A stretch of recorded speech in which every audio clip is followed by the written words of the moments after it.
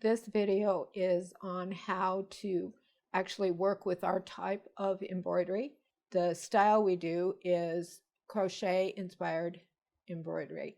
So when you are actually working with this kind of work, how you manage your bobbin and your starts and stops are a really big deal. If you're doing regular embroidery, not so much. You can leave the tails on the back side and not worry so much about it.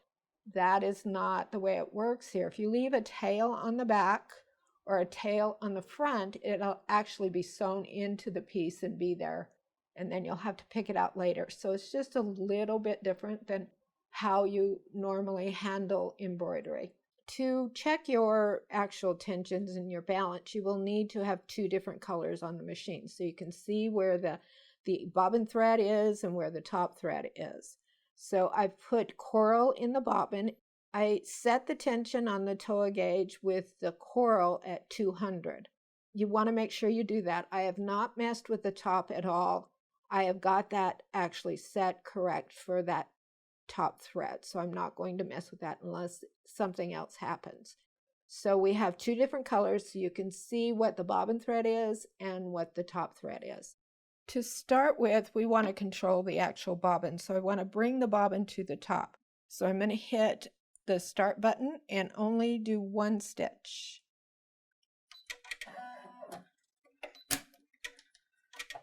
And we want to pull our bobbin to the top.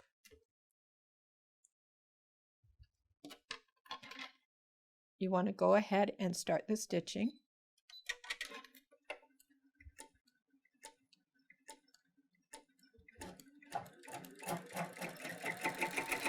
And after it's stitched just a little bit, so we've stitched about 10 stitches, you just want to get far enough away from the end that you know it's secure.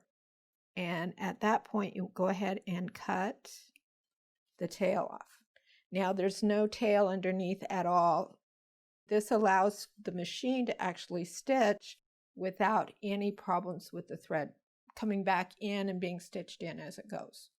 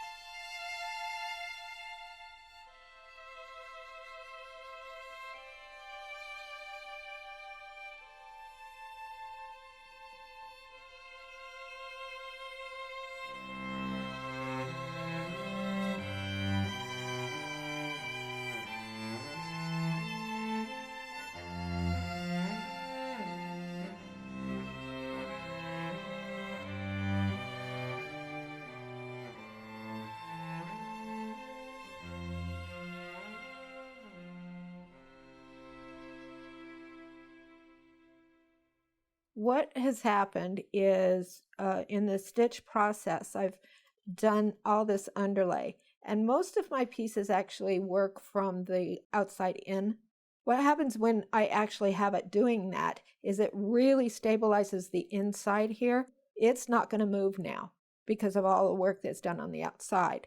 So if you had done a lot of the work on the inside and come to the outside, there's a chance that it wouldn't line up properly. So we've stitched it all, and I have the coral in as a bobbin, and you can kind of see how it's poking up. That's not really a tension problem at all because they're really, really tiny stitches. The first thing that was stitched out was a small zigzag. I laid down just regular stitches and then did a zigzag over the top. And what that created was basically a rope. It's relatable to actually what the spine is. So when that was put down, it created a foundation for these pieces right here. And you can kind of look at those as ribs. So they now are secured. They're not going to come out from the bottom because I actually laid down that foundation. The next thing that was done was inside the little satin area, it did the underlay. And that also is a skeleton piece. It did the underlay on it, and then it did a zigzag across all the satin.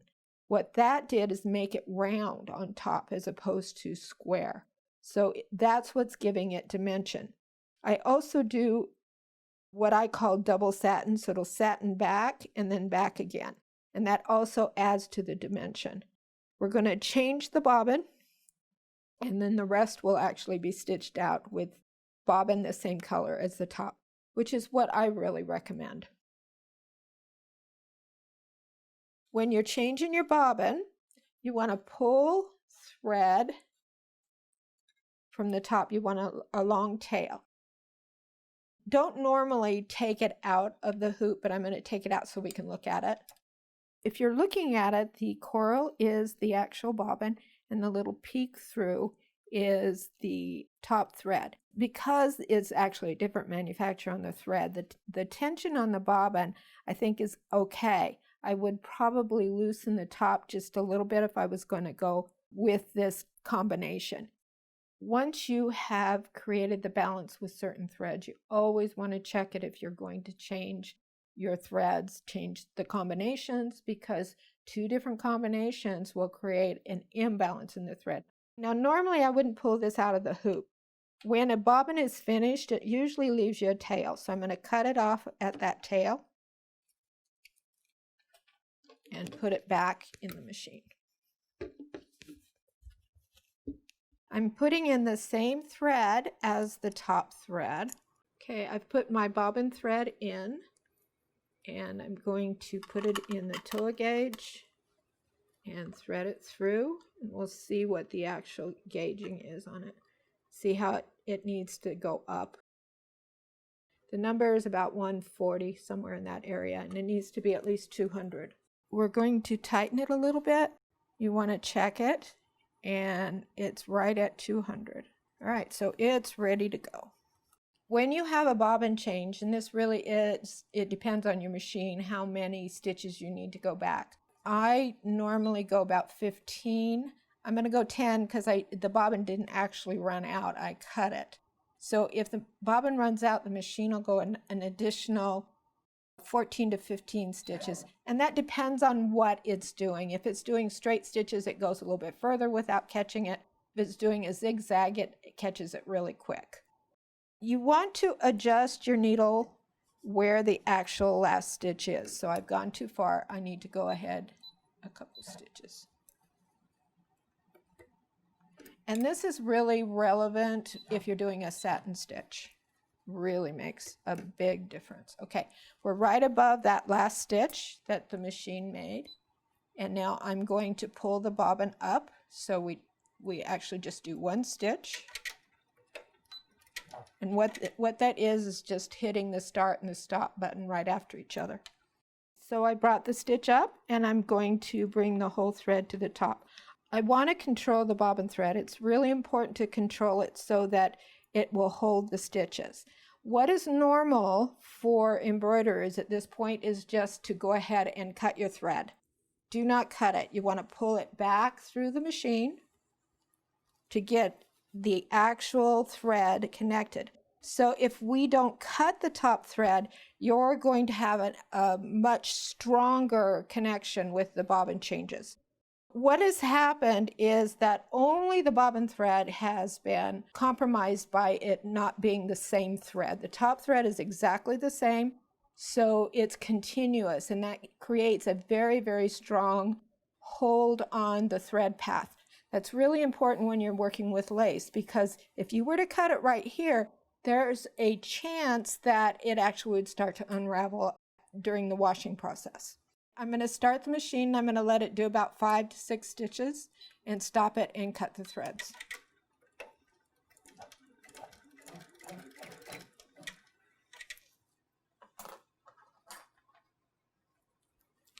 We want to go in and cut the threads.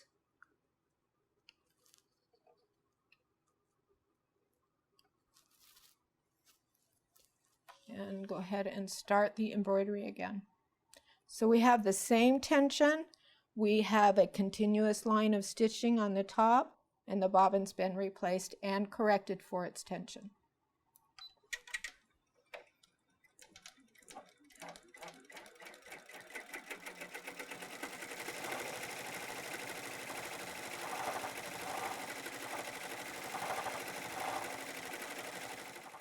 So what's happening now is we're doing the underlay for the next part of the stitching. And as you can see, it's stitching over the connector lines right here. So if it stitches over and catches it, those lines aren't going to come out. So your piece is stable. So basically what we've done is connected all of the foundation, which we're calling the skeleton, so that you can actually put the satin stitch on top and have it hold itself correctly.